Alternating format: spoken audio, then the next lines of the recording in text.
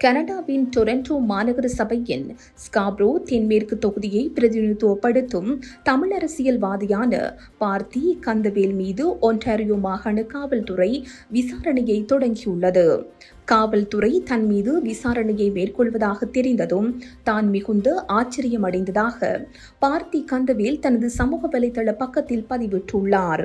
தன் மீது சுமத்தப்பட்டுள்ள குற்றச்சாட்டுகள் எவை என்பது குறித்த தெளிவான தகவல்கள் இன்னும் தெரியவில்லை என்றும் அது குறித்து தான் ஆராய்ந்து வருவதாகவும் அவர் குறிப்பிட்டுள்ளார்.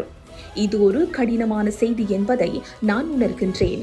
இந்த சூழலை விரைவில் முடிவுக்கு கொண்டு வர நான் பணியாற்றி வருகின்றேன் என்று குறிப்பிட்டுள்ளார். ஸ்காப்ரோ தென்மேற்கு மக்களின் நம்பிக்கையை பெற நான் கடுமையாக உழைத்திருக்கின்றேன்.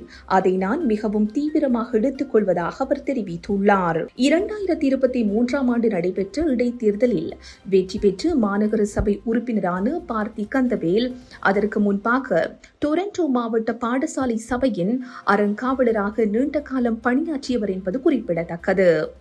அரசியலில் எப்போதும் மிக உயர்ந்த தார்மீக நெறிமுறைகளையும் நேர்மையையும் பேணவே நான் முயற்சி செய்துள்ளேன்.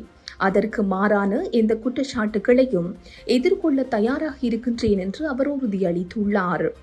டொரண்டோ காவல்துறையினரின் பரிந்துரையின் பேரிலேயே மாகாண காவல்துறை இந்த விசாரணையை தொடங்கியுள்ளதாக தெரிவிக்கப்படுகிறது. எனினும் விசாரணை எதை பற்றியது என்ற விவரங்களை காவல்துறை மறுத்துள்ளமை குறிப்பிடத்தக்கது.